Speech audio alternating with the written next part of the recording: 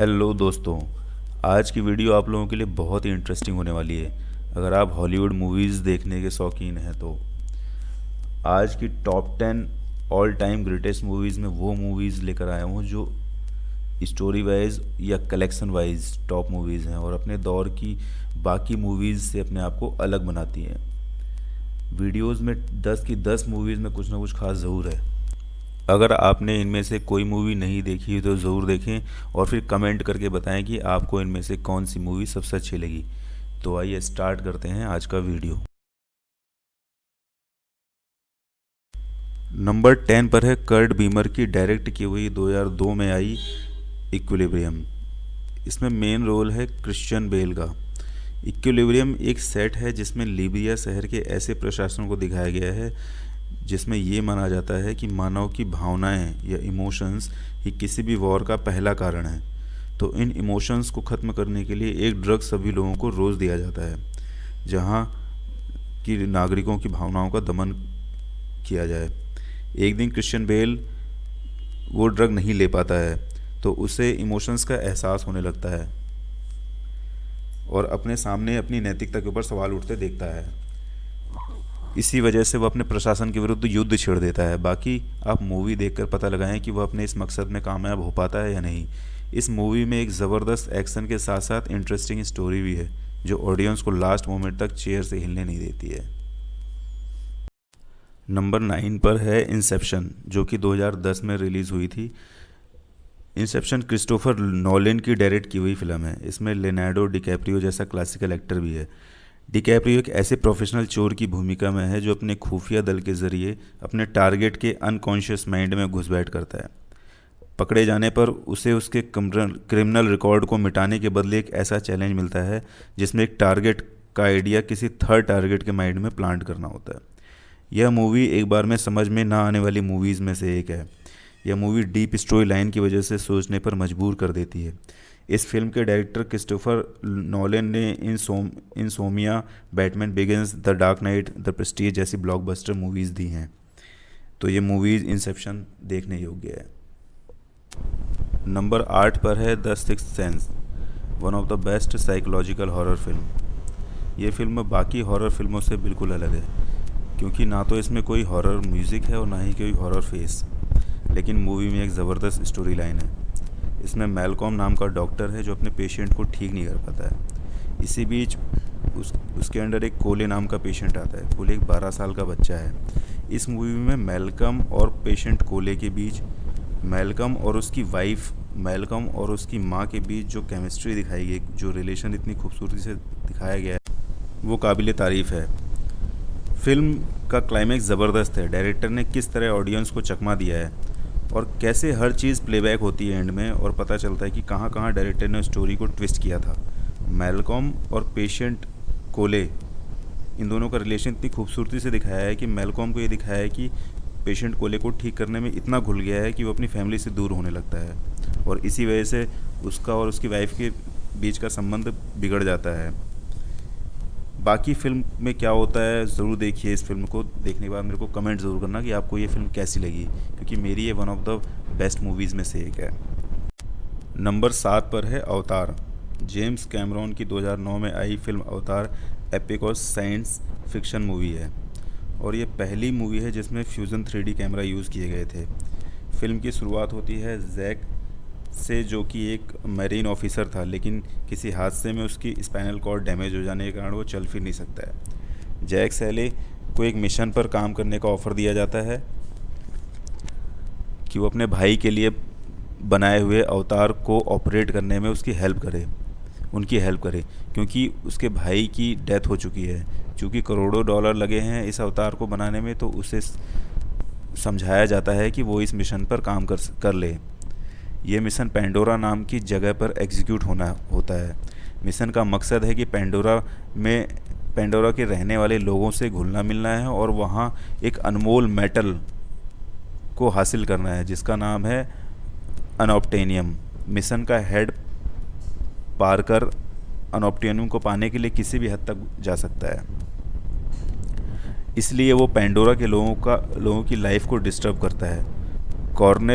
Colonel miles के through लोगों को मारता है, जो कि जैक सैली को पसंद नहीं आता है। इन दी एंड उसका ज़मीर जागता है और वो पेंडोरा के लोगों के साथ मिलकर इस मिशन को फेल करने का कदम उठाता है।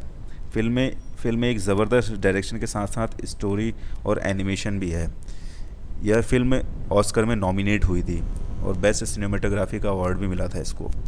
बाकी ये मूवी देखिए और मेरे को कमेंट में ज़रूर बताना कि मूवी आपको कैसी लगी है। नंबर 6 पर है ड्रैकुला अनटोल्ड। इस फिल्म की कहानी एक राजा के इर्द गिर्द घूमती है, जो अपने राज्य में शांति फैलाने के लिए कुछ भी कर सकता है। एक बार उसके राज्य में तुर्की हमला कर देते हैं। सेना इतनी बड़ी होती है कि तुर्कियों से जीतना नामुमकिन देखकर राजा एक गुफा में जाता है और वहाँ सदियों से रह रहे एक ड्रैकुला को जगाता है और उनसे मदद मांगता है। उससे मदद के तौर पर ड्रैकुला उसे एक नया रूप देता है, जिससे उसकी ताकत असीम हो जाती है और वो पूरी सेना को अकेले ही ख़त्म कर देता है। मूवी के एंड में सस्पेंस के साथ साथ एक ज़बरदस्त डायरेक्शन दिखाया गया है और इस मूवी को एक ऐसे मोड़ पर लाकर छोड़ा गया है कि इसका सेकंड पार्ट बनना तय है। तो आप भी देखिए इस मूवी को और बताइए आपको ये मूवी कैसी लगी। नंबर 5 पर है ऑस्कर विनिंग मूवी ग्लैडिएटर। इसमें कहानी है रोम की। दुनिया के 1/4 लोगों पर रोम के राजा राज्य करते थे और पिछले 12 सालों से जर्मेनिया के खिलाफ लड़ाई चल रही थी उनकी, और अब ये लड़ाई ख़त्म होने वाली है। बस एक आखिरी लड़ाई और जीतनी थी, उसके बाद शांति शांति होने वाली थी, ऐसा मान रहे थे। ये कहानी ये है मैक्सिमस की। आखिरी लड़ाई के बाद राजा मैक्सिमस को अपने पास बुलाता है, क्योंकि राजा युद्ध करते करते थक चुका है और अब उसे शांति चाहिए। चूँकि वो बूढ़ा हो चुका है, तो राजा चाहता है कि उसका अगला वारिस उसका प्रधान सेनापति मैक्सिमस बने। राजा के एक बेटा और बेटी भी है, लेकिन वो जानता है कि उसकी संतान राज्य चलाने लायक नहीं है। इसलिए वो मैक्सिमस के लाख मना करने के बाद भी वह जिद करता है। मैक्सिमस राजा की इज्जत करता है तो वो मान जाता है, लेकिन राजा के लड़के कोमोडस को जब ये पता चलता है तो वो राजा की हत्या कर देता है और मैक्सिमस को मारने का हुक्म देता है। मैक्सिमस सैनिकों को मारकर अपने घर जाता है तो देखता है कि उसके परिवार की हत्या हो चुकी है। इस बात से मैक्सिमस टूट जाता है। मैक्सिमस अब कैसे अपने परिवार का बदला लेता है, यह आप मूवी देखकर पता करें। मूवी में सभी कलाकारों की एक ज़बरदस्त एक्टिंग है और ये अपने टाइम की ब्लॉकबस्टर मूवी रही है। नंबर 4 पर है काफ़ी लोगों की पसंदीदा फिल्म वैन हेल्सिंग। जिन लोगों को ड्रैकुला और वैम्पायर्स की मूवीज़ पसंद हैं, उनके लिए एक ज़बरदस्त मूवी है और उन्होंने देख भी रखी होगी। मूवी स्टार्ट होती है 1887 से ट्रांसिल्वानिया में डॉक्टर फ्रैंकेनस्टाइन ने ड्रैकुला, जो कि इस मूवी का विलन है, उसकी मदद से मुर्दा राक्षस को किसी साइंस एक्सपेरिमेंट से ज़िंदा कर देता है। ड्रैकुला उस एक्सपेरिमेंट को अपने किसी प्रोजेक्ट के लिए यूज़ करना चाहता है, लेकिन राक्षस ड्रैकुला को चकमा देकर बच निकलता है। ड्रैकुला उस राक्षस की मदद से क्या करना चाहता था, ये तो मूवी के मिडल में पता चलता है। अब कहानी स्टार्ट होती है वैन हेल्सिंग से, जो कि एक मॉन्स्टर हंटर है। वैन हेल्सिंग को एक मिशन में ट्रांसिल्वानिया भेजा जाता है, जहाँ एक ड्रैकुला की दहशत है। ट्रांसिल्वेनिया जाकर उसकी मुलाकात एना से होती है, जो वेलेरेस खानदान की आखिरी निशानी है। हालांकि उसका एक भाई भी है, लेकिन भाई भेड़िए का शिकार हो जाता है, जिसे ढूंढने के लिए एना और वैन हेल्सिंग ड्रैकुला की जगह जाते हैं, जहां पता चलता है कि उसका भाई अब भेड़िया बन चुका है और उसकी ताकत को ड्रैकुला अपने मुर्दा बच्चों को ज़िंदा करने में यूज़ करेगा। वैन हेल्सिंग और एना अपने भाई को बचा पाते हैं या नहीं, ये मूवी देखकर आप पता करें और कमेंट बॉक्स में बताएं। नंबर 3 पर है ब्लैक स्वान। ब्लैक स्वान की एक्ट्रेस नटाली पोर्टमैन को 2011 में बेस्ट एक्ट्रेस का अवार्ड भी मिला था। फिल्म में नटाली ने नीना नाम की एक स्टेज बैलेट डांसर का रोल किया है, जो कि एक सफल बैलेट डांसर बनना चाहती है। बैलेट कंपनी एक नए प्रोजेक्ट के लिए बैलेट डांसर की तलाश करती है। आर्टिस्ट डायरेक्टर थॉमस अनाउंस करता है कि उसे एक ऐसी डांसर चाहिए जो इनोसेंट वाइट स्वान और ब्लैक स्वान दोनों का रोल कर सके। नीना ऑडिशन देती है, लेकिन उसकी परफॉर्मेंस अंडर परफॉर्मेंस रहती है। नीना थॉमस को रिकंसिडर करने के लिए बोलती है और नेक्स्ट डे वो अपना नाम लिस्ट में देखकर खुश हो जाती है। नीना डॉपरगैंगर नाम की एक बीमारी का शिकार थी, जिसमें 1% डबल लाइफ जी रहा होता है। नीना इस बीमारी के चलते महसूस करती है कि कोई उसे फॉलो करता है। नीना से लिली नाम की को परफॉर्मर उसका रोल छीनने के लिए उसके साथ ट्रिक करती है, और एक दिन जब नीना प्रैक्टिस के लिए जाती है तो देखती है लिली प्रैक्टिस कर रही है। क्योंकि थॉमस ने लिली को अल्टरनेट के तौर पर ले लिया था। फिल्म में नटाली किस तरह अपनी इस बीमारी से ओवरकम करती है और ब्लैक स्वान का रोल कैसे दोबारा पाती है, ये मूवी देखकर आपको पता चलेगा। नटाली पोर्टमैन की एक ज़बरदस्त एक्टिंग देखने के लिए ये मूवी आप ज़रूर देखें। नंबर 2 पर है द शॉशैंक रिडेम्पशन, जो कि एक ऑस्कर विनिंग मूवी है। ये मूवी स्टीफन किंग के नॉवल पर आधारित है। स्टीफन किंग का जो नॉवल है Rita Hayworth and Shawshank redemption, उस नॉवल पर आधारित है।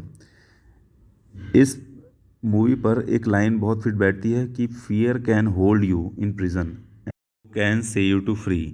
ये एक इंस्पिरेशन और होप देने वाली मूवी है। ये फिल्म एक ज़बरदस्त एक्टिंग और स्टोरी लाइन के लिए जानी जाती है। हर एक सीन में डायरेक्टर और एक्टर की मेहनत दिखती है इस मूवी में।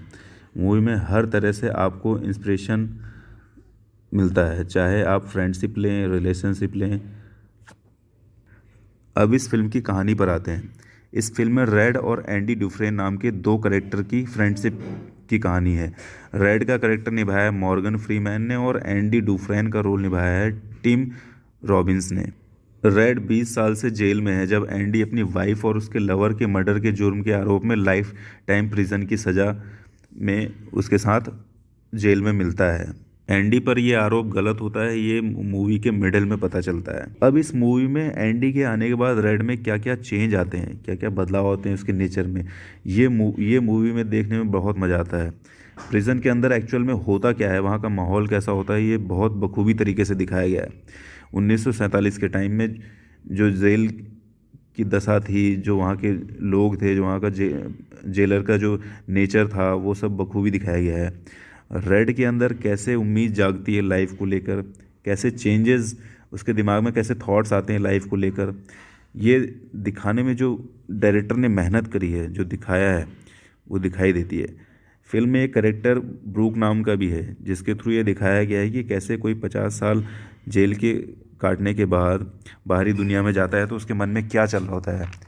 हालांकि ब्रूक सुसाइड कर लेता है, लेकिन इस मूवी की बात हो रही है और जेलर सैमुअल नॉर्टन की बात ना हो तो ये मूवी इनकम्प्लीट समझो। सैमुअल नॉर्टन ने एक परफेक्ट विलन का रोल किया है। मूवी कैसे एंड में ऑडियंस को सरप्राइज़ करती है ये तो मैं नहीं बताऊंगा, ये आप मूवी देखकर ही जानें। इस मूवी में एक ज़बरदस्त एक्टिंग है और ज़बरदस्त स्टोरी है, तो ये मूवी आप ज़रूर देखें और मेरे को कमेंट बॉक्स में ज़रूर बताएं, क्योंकि ये वन ऑफ द मेरी बेस्ट मूवीज़ में से एक है। अब बारी आती है नंबर 1 की। नंबर 1 में जो मूवी है वो है ब्लॉकबस्टर ऑफ हॉलीवुड, टाइटैनिक। दोस्तों ये एक 1998 में ऑस्कर विनिंग मूवी थी। इस मूवी के बारे में बताने की ज़रूरत नहीं है लोगों को, ये पहले ही नाम से ही जानी जाती है। ये एक एपिक रोमांस और डिज़ास्टर मूवी है। जेम्स कैमरॉन की डायरेक्ट की हुई इस फिल्म में one of the highest income करने वाली हॉलीवुड मूवीज़ की श्रेणी में रखा जाता है। जेम्स कैमरॉन का डायरेक्शन, लियोनार्डो डिकैप्रियो और केट विंसलेट की एक्टिंग इस मूवी में देखने योग्य है। इस मूवी में एक एक कैरेक्टर की मेहनत इसे ब्लॉकबस्टर बनाती है। मूवी स्टार्ट होती है जैक डाउसन से, जो एक स्ट्रीट बॉय है जिसके पास टाइटैनिक शिप में ट्रैवल करने के लिए टिकट के पैसे नहीं है, लेकिन वह एक जुए में टिकट जीतता है और उसकी मुलाकात टाइटैनिक में रोज़ से होती है। और जिस मोड़ में रोज़ से मुलाकात होती है वो सीन भी एपिक है।